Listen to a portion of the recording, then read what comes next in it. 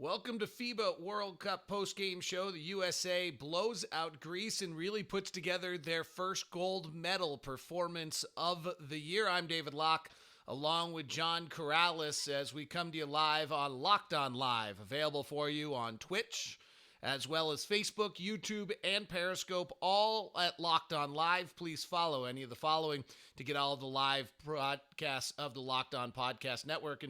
And John, there's a lot to digest here. There's a lot of individual plays to talk about. There's an amazing France-Lithuania game to talk about. We actually are beginning to see what the quarterfinal matchups are going to look like, or at least some possibilities. But the biggest thing to me is what we've been looking for out of this USA team we finally saw today.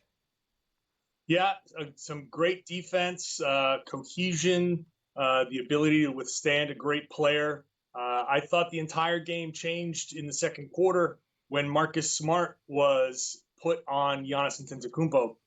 Coming out of the first quarter when U.S. was only up 2, and they had, I believe, a 6-point lead with Giannis on the bench, and the Greeks cut it to 2, and I thought, man, this is a missed opportunity. This is going to be a tough game moving forward because you're supposed to extend the lead when Giannis is sitting down.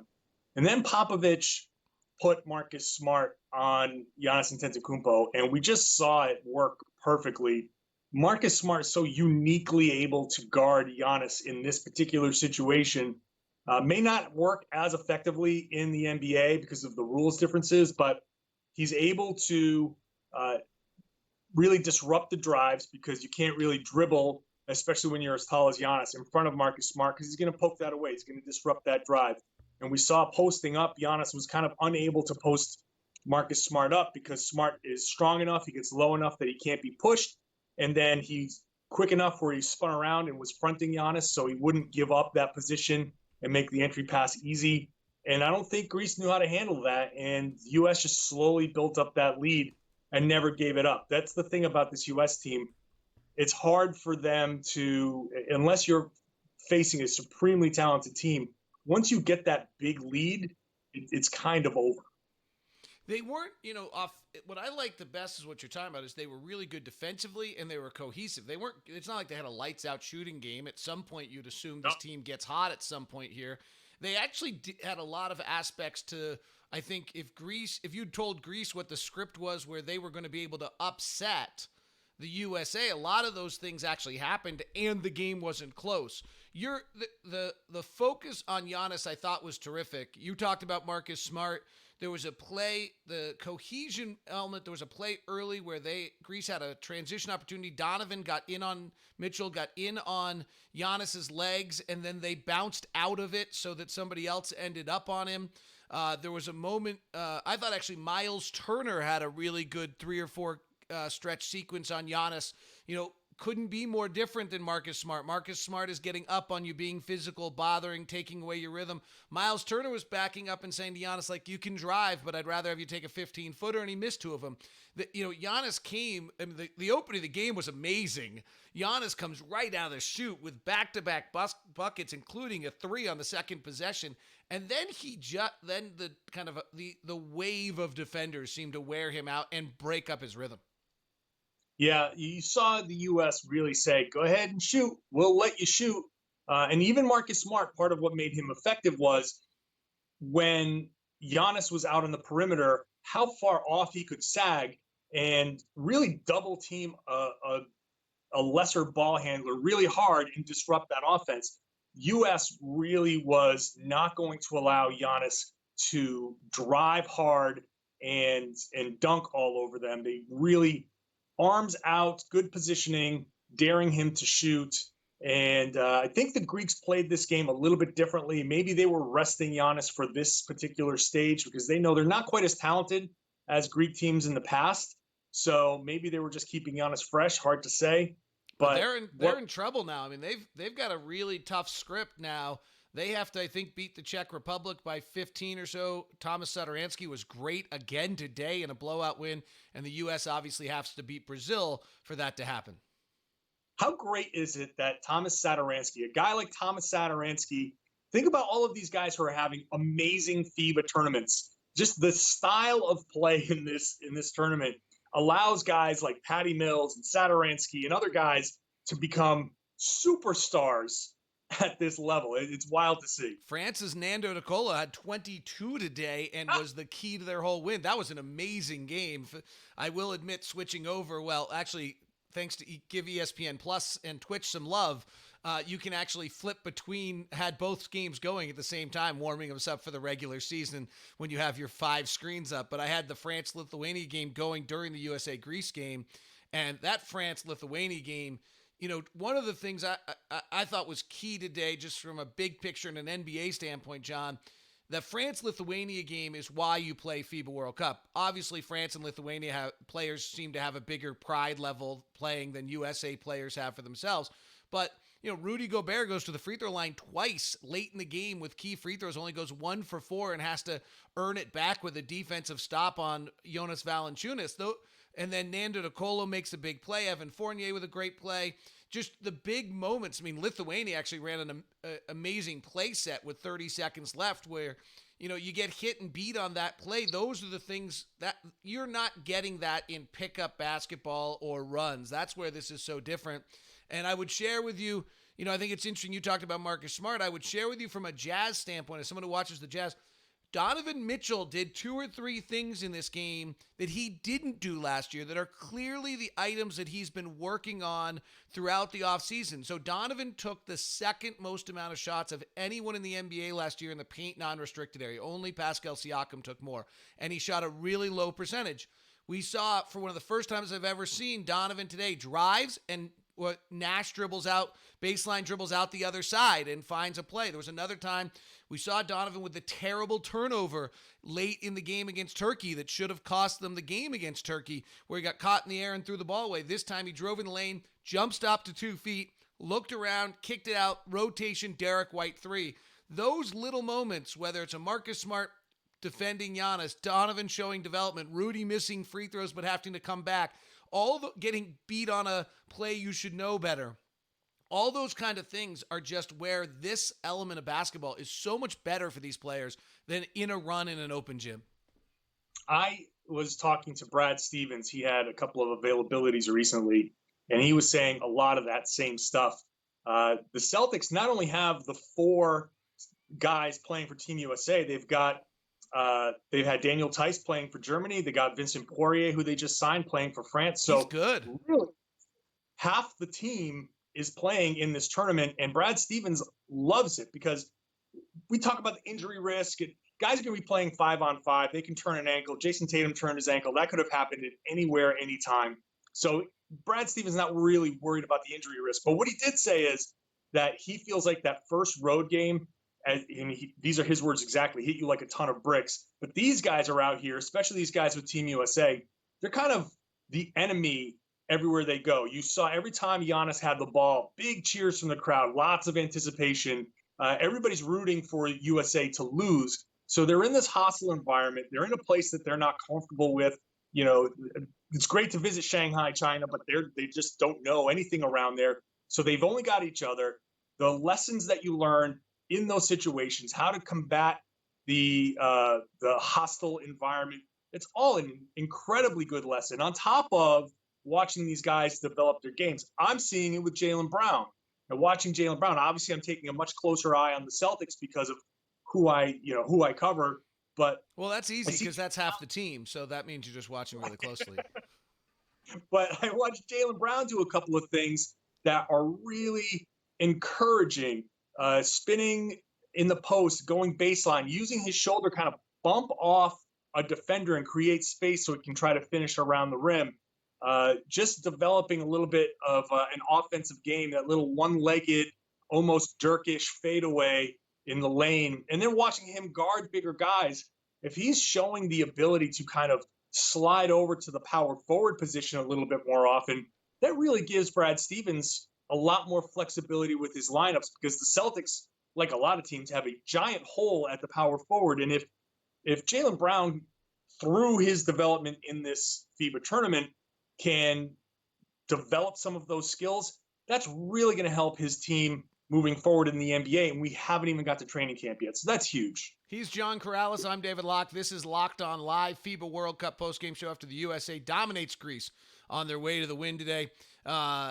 You can follow John at RedsArmy_John on Twitter. You can follow me on Locked On Sports. Special hello to some of our listeners today or viewers. Eric Klotz is out in Toronto. Matt James says hello from Australia. Appreciate both of that. James Scott wants to know. What was that, John? I said I love the Aussie listeners. They're huge. They're all over the place. They are, and they all want to know about Joe Ingles usually, or Dante Exum. I have a few of them.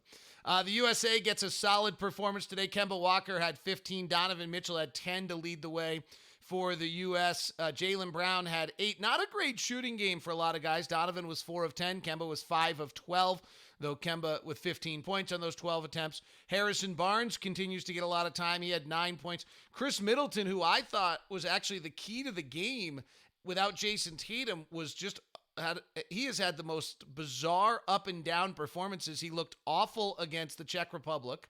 I thought he was vital against Turkey.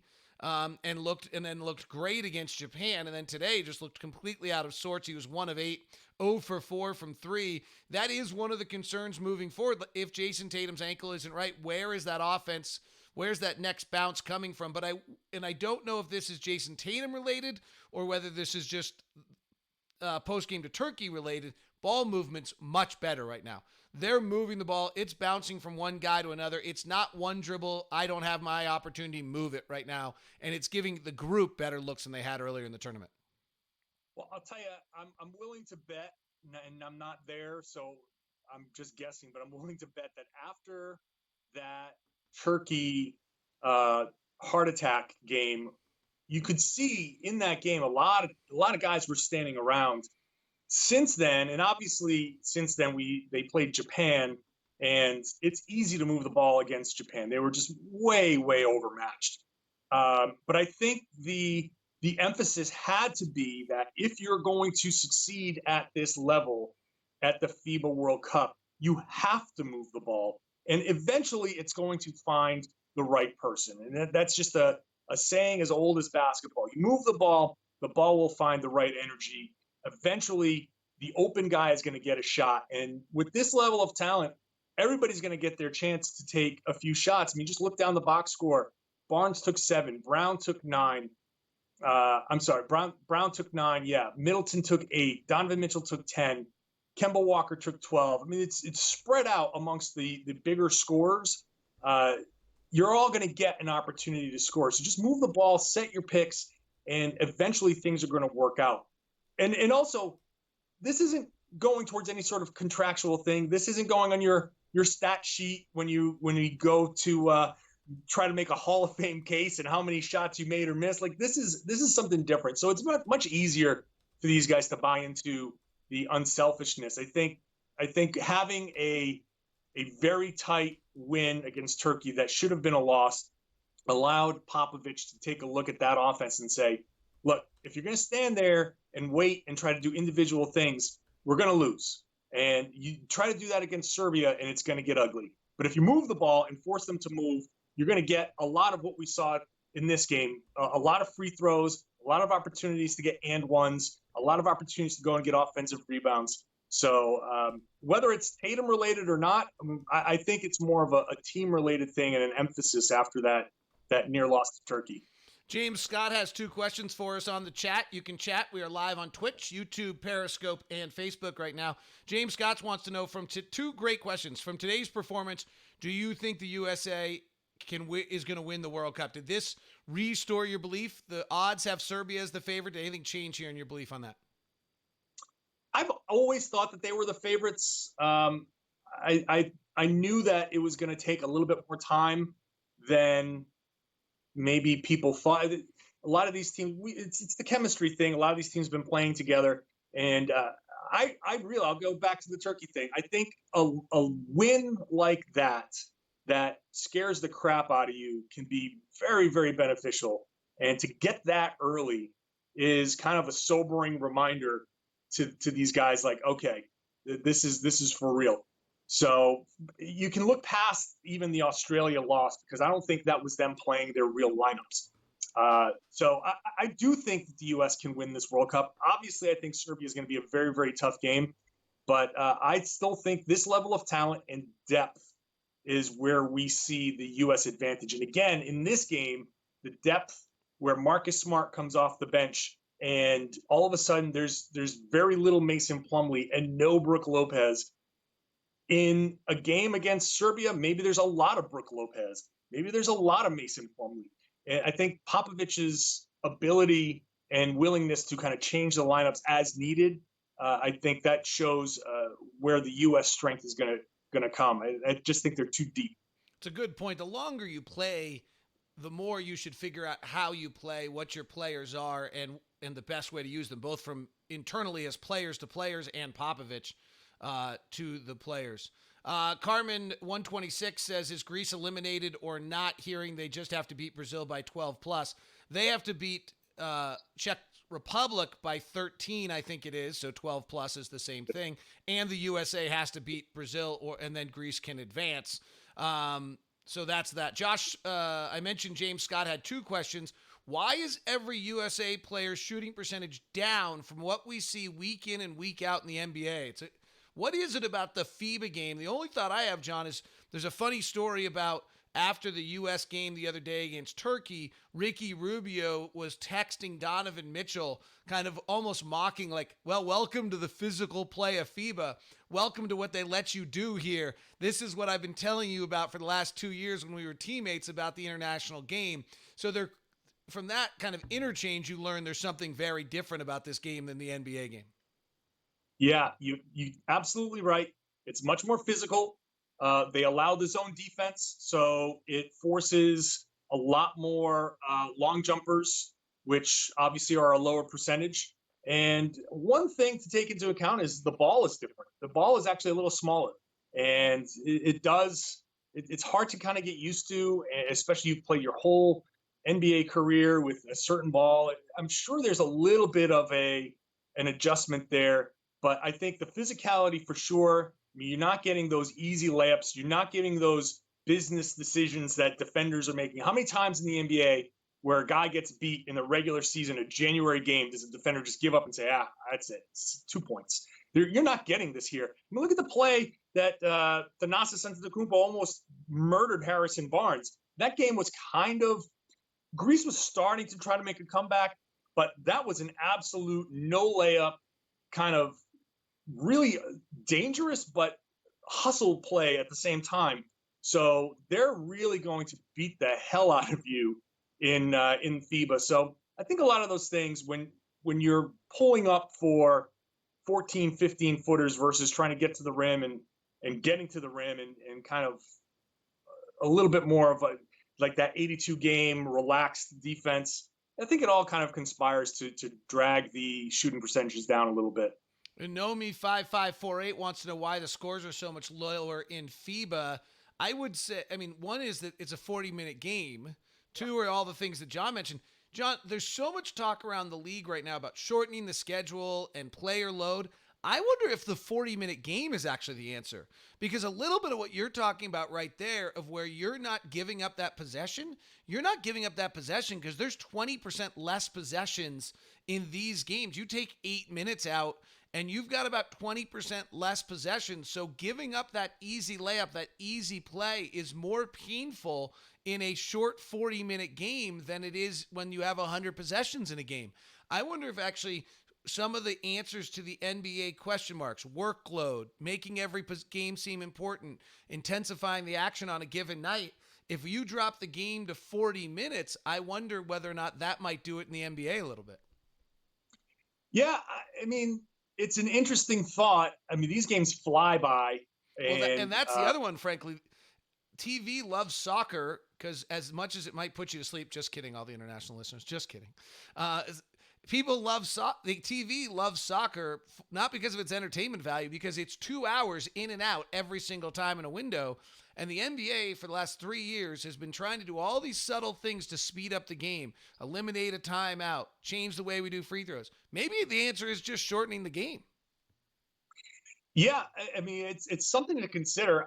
I'm not entirely opposed to that, but then you start getting into the numbers aspects. I'm sure the players probably wouldn't really appreciate having 8 fewer minutes to pump up their statistics. And look, you've got historical things. You got points leaders, rebounds leaders. that if you've got 8 fewer minutes in a game, you're taking away 5-6 points. Is going to make it harder for someone's legacy to how many hundreds of points you're going to take away from LeBron, let's say, or whomever.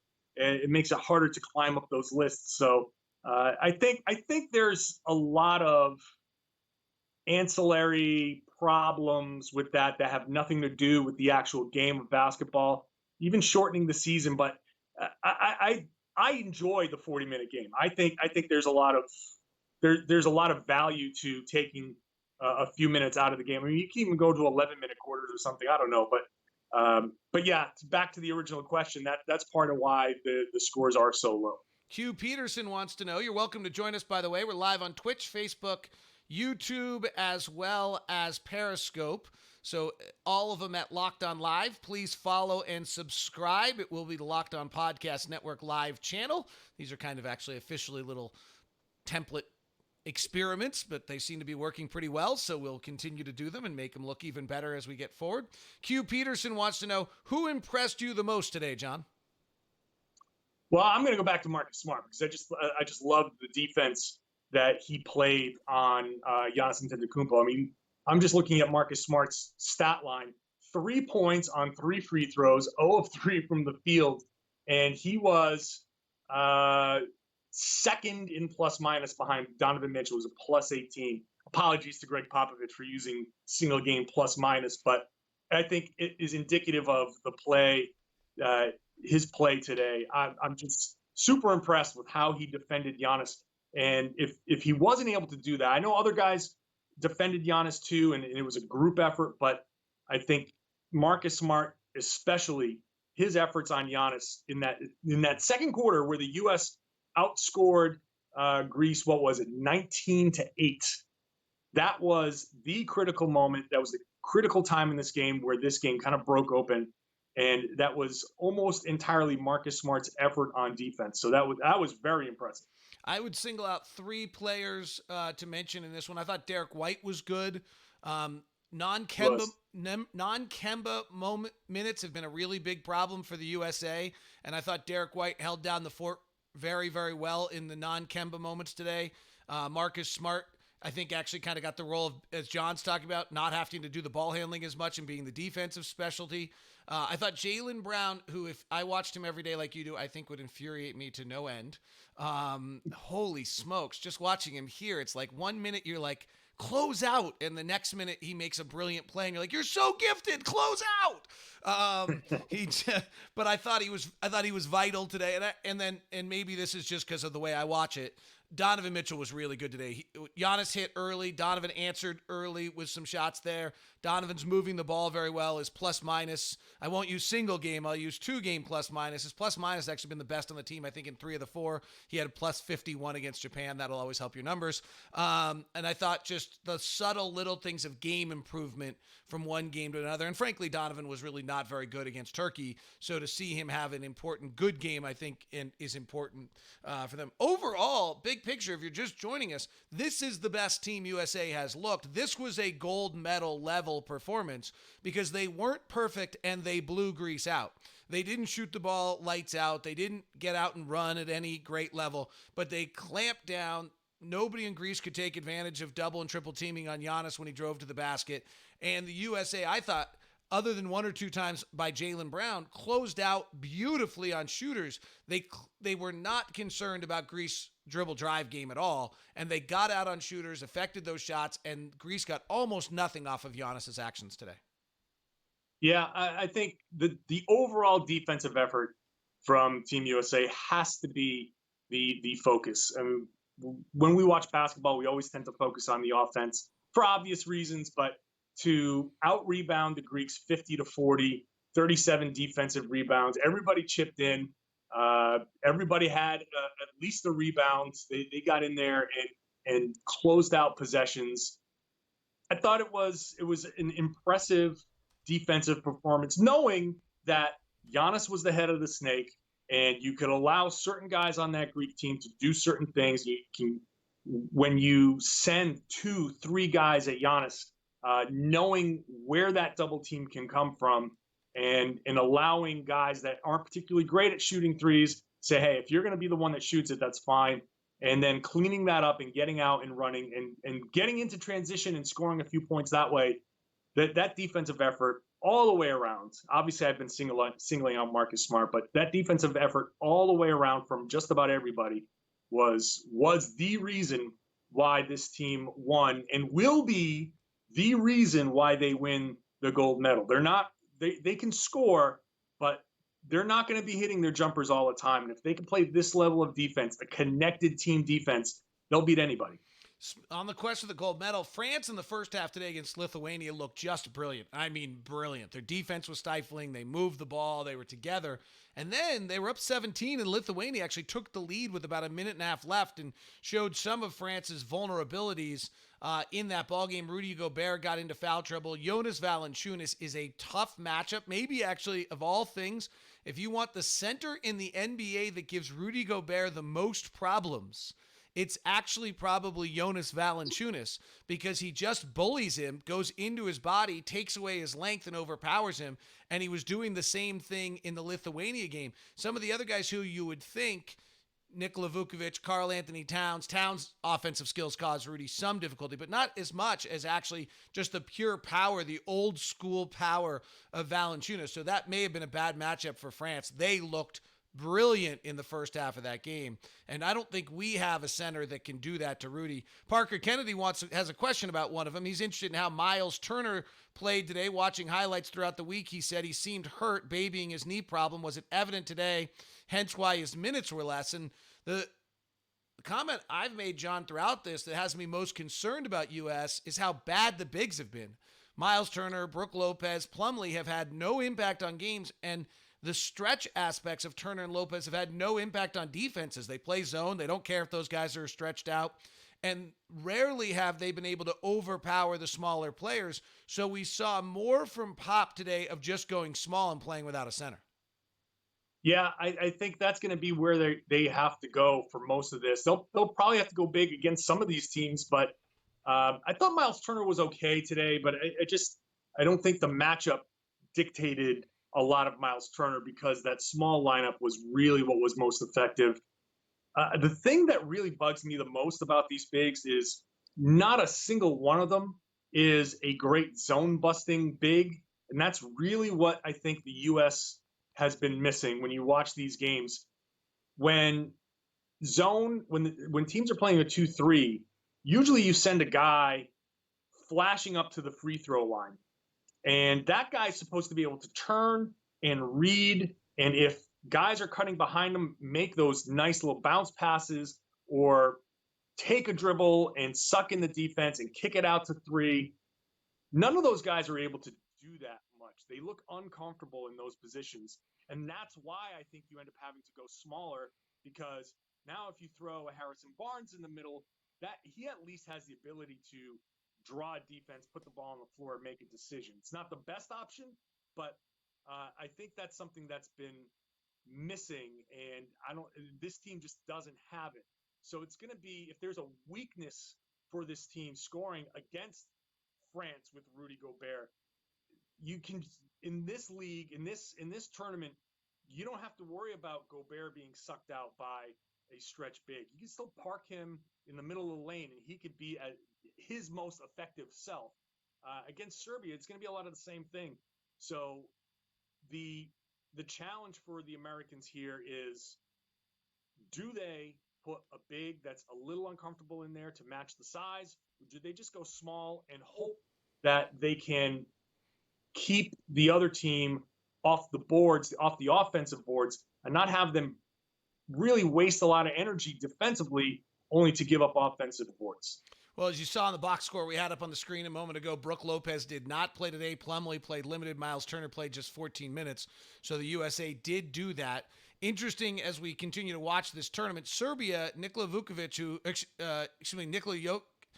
Nikola Jokic, who has the incredible triple-double pass games, only had one assist today for Serbia. So they're using him a little bit differently than otherwise. All right, let's take a few more questions before we wrap this one up.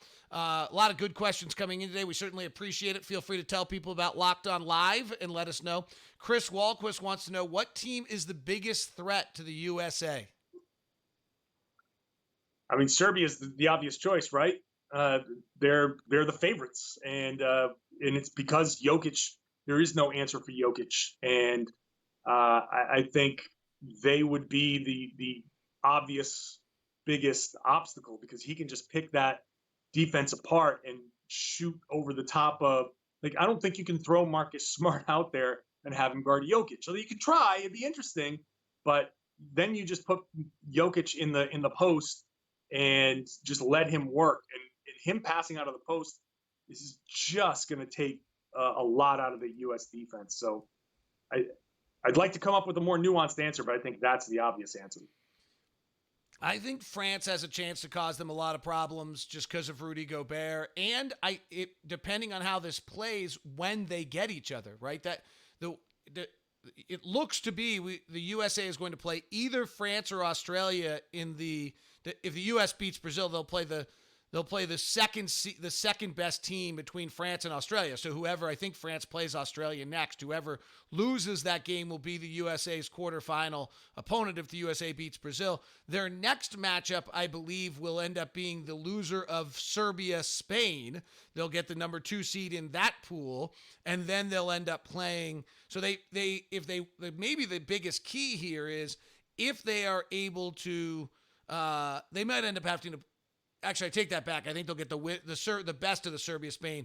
They may, though, if Australia were to upset France, they get France early, and I think the longer the tournament goes, the better the USA is going to be. So sometimes I think the threat's going to have to do a little bit with the location of things. Question about the games and the televised. I thought this was an interesting question from Tyler. Thoughts on ESPN not showing the games on cable or satellite? Do you think people are interested enough, or is it a ploy to sell ESPN Plus? I hate it. Sorry. Go ahead. Well, I mean, certainly I think it's a ploy to sell ESPN Plus, and it's a rights deal, or else it'd be on NBA TV, just because NBA TV would love to have this content, and they clearly don't. I think some of the games were on Twitch as well as a partner with USA Basketball this year, so that's another way to get them. I will say I don't know. We love it. All the people listening love it. I'm so excited about it. I'm watching basketball first thing in the morning. I don't know whether it has the mass appeal on a Saturday morning to be worthy of enough coverage on ESPN or ESPN Plus or ESPN 2. I without the knowledge of exactly why ESPN made this decision, I don't know if their U.S. Open coverage had anything to do with it, but there's enough ESPN channels to put this on regular TV. I don't like that it's streamed. I do think that there's some of it that you're trying to get a bunch of people to pay $5 a month for ESPN Plus. I would like this to be available to more people. It should be on, and you say free TV, but everybody's paying for cable in some form, whether you're a cord cutter or not. You're paying for this. I'm a YouTube TV guy, and I'm already paying for ESPN, so now I got to pay for ESPN again because I got to use their streaming service to watch these games, and I have no choice. I dislike the fact that it's a streaming only option, because even though I sit there and say it's only $5, it's not only $5 to a lot of people. $5 is a means to a lot of people. That's something else that I can't do. So I really wish it was available, more widely available. The only thing I will say, and then we can move back to basketball, I do appreciate the fact that that ESPN Plus includes all of my Kevin Pelton insider stuff, all of my other stuff, and my video, that they're not milking me from, hey, if you want the written stuff, frankly, in the world of pay services, ESPN Plus probably gives you more content than any other paid content out there. So, all right. And you know what? If the other choice is not getting these games, that would be a bad choice also. So I don't know the answer. Obviously, they want people to subscribe to ESPN Plus if you're a diehard, and we'll see whether it works for them if the USA advances through the World Cup, whether this gets much following. It's been a great interaction. Appreciate the Saturday morning for you. Monday morning, we have our next one, I believe, as the USA Brazil. I haven't looked at that game time. Then we'll get into tournament play and see what we can do for you there. He's John Corrales. Follow him on Twitter at @RedsArmy_John. I'm David Locke. You can follow me at Locked On Sports. We both host Locked On NBA during the week, which is your weekly podcast on the NBA that has not taken a day off during the offseason because there is no offseason for a true fan. So make sure you grab that. Locked On Live are the channels to get all of your Locked On Podcast Network live shows. You can get it on Paris, Twitter, Facebook, YouTube, or Twitch, and we certainly appreciate you jumping aboard. Thanks very much. On behalf of John, I'm David. The USA blows out Greece. They advance to the quarterfinals where they'll play either France or Australia, but first they have Brazil on Monday, and we'll be back with you for that one. Thanks very much for tuning in. This has been Locked On Live, a production of the Locked On Podcast Network.